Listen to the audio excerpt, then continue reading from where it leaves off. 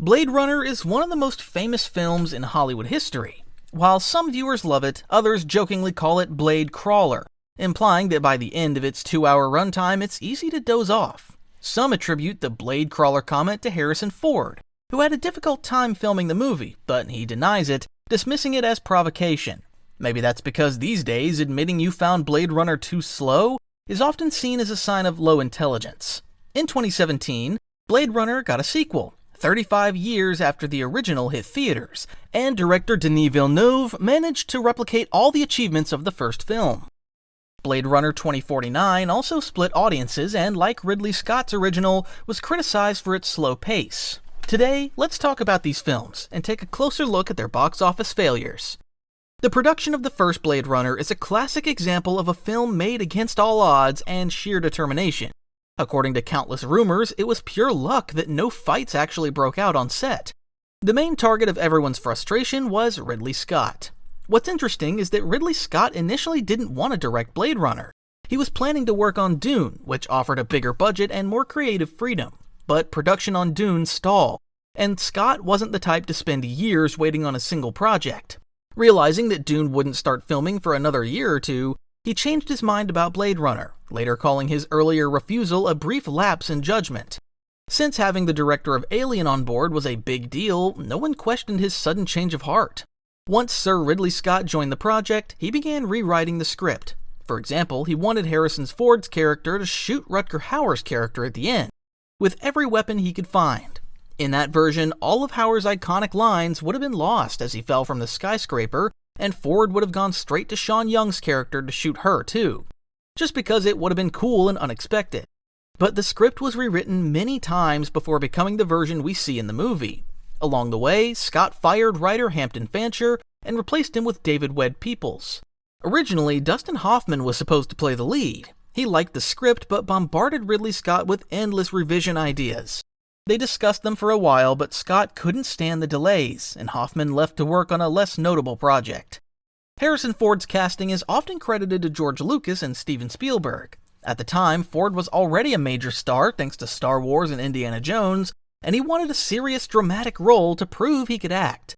Apparently, Lucas and Spielberg helped him land the part, but since Ford was already a big name, that might just be an exaggeration.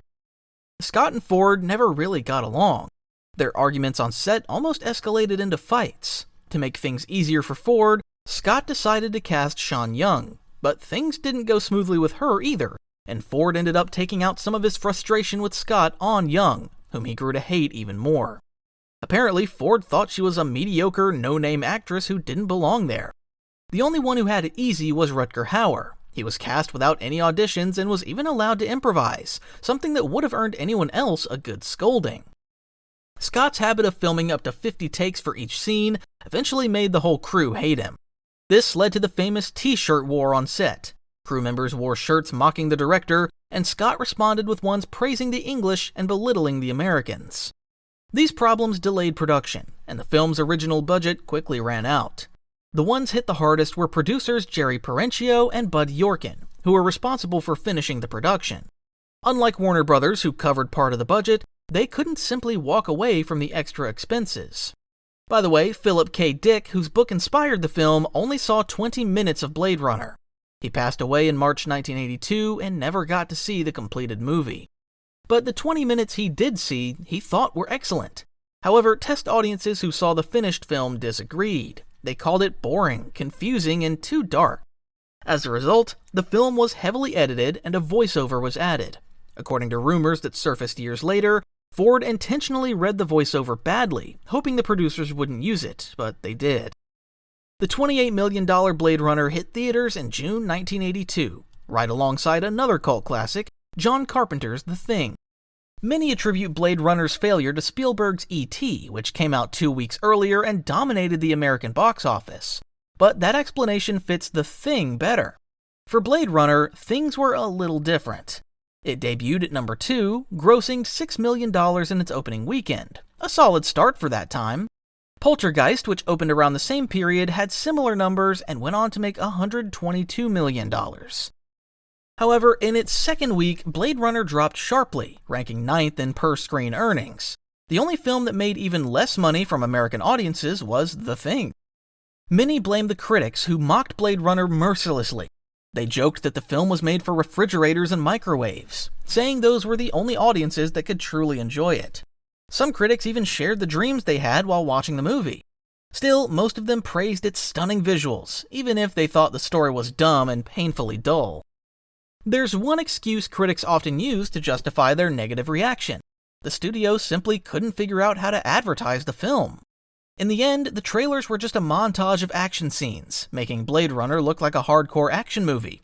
As a result, audiences went in expecting exactly that.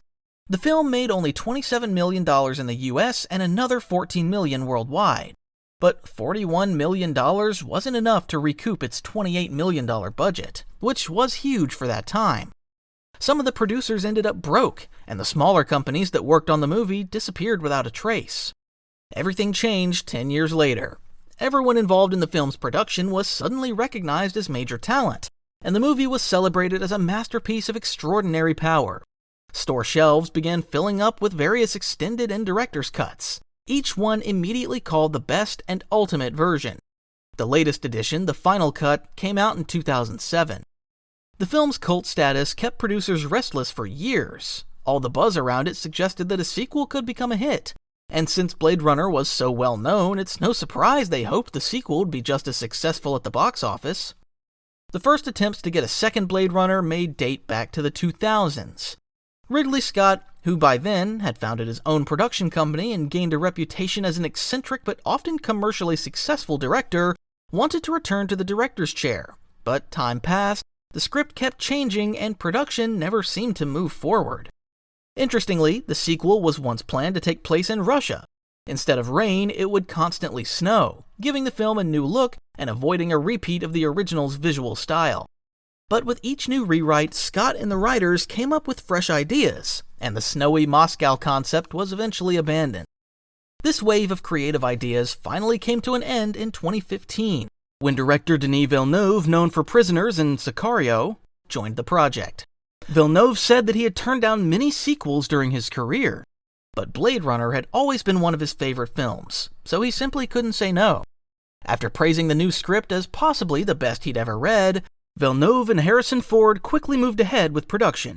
According to Villeneuve, during the early days of shooting, producer Ridley Scott often visited the set to give advice. Villeneuve was under constant pressure and eventually couldn't take it anymore. One day, he asked Scott how he would feel if his favorite director, Ingmar Bergman, hovered over him, constantly telling him how real professionals should work. Scott laughed heartily, and that was the last day he appeared on set. From then on, the two only met offset. Rumor has it Scott handed the director's chair to Villeneuve because of Alien Covenant. Since he was already working on Alien, Blade Runner would have had to be delayed for several more years, something the studio wasn't willing to accept. Postponing Alien wasn't an option either, but they could have assigned another director to it. Still, Ridley chose to stay with Alien, passing Blade Runner to Villeneuve instead. Filming for the new Blade Runner went much smoother than it did for the original. Villeneuve isn't the type of director to demand 100 takes. Plus, he was already more established than Scott had been in 1982, so he got along well with the cast and crew. The only standout moment came from Harrison Ford. During a fight scene, he accidentally punched Ryan Gosling in the face with full force. Luckily, Gosling didn't need a stretcher. He just lay down to rest for a bit. Ford, meanwhile, opened a bottle of expensive scotch he'd been saving for years and reportedly offered some to Gosling as well. Then came the test screenings. There were no alarming rumors this time. However, Villeneuve made an official statement that the film's final cut would be in the producer's hands. He said he had trusted them just as he had on Prisoners, where he also didn't have final editing rights. He later added that there would be no director's cut of Blade Runner 2049 since he was fully satisfied with the final result. This was somewhat surprising, given that his original cut ran over 4 hours and was even split into 2 films that could be watched separately. The version released in theaters, however, was 2 hours and 40 minutes long.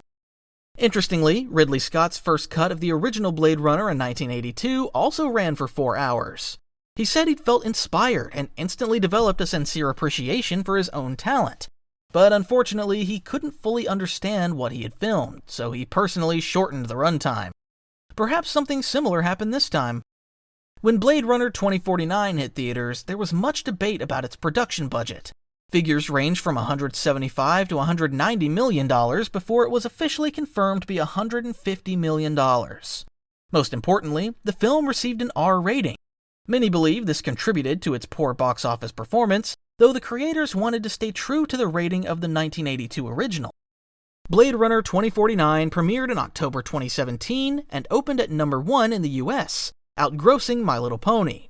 However, it barely met industry expectations. In its second week, it was overtaken by the $4 million horror film Happy Death Day. After that, Blade Runner 2049 started losing viewers, and its numbers of screens quickly dropped.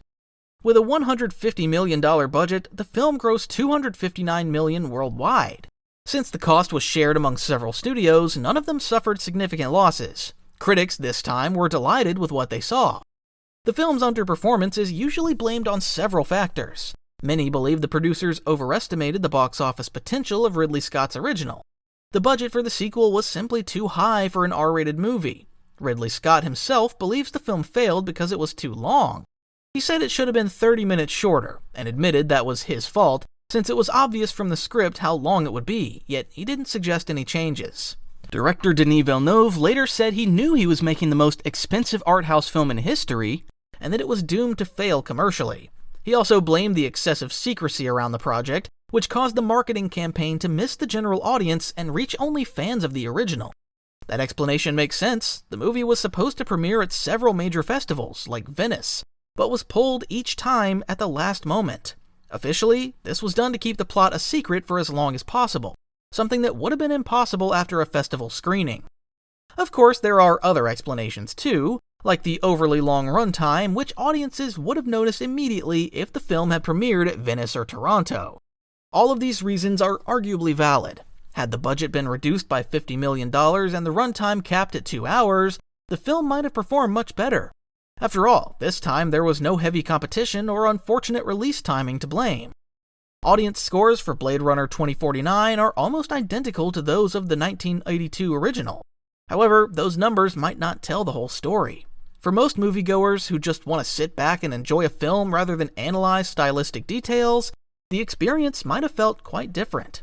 Thanks for watching, and stay tuned.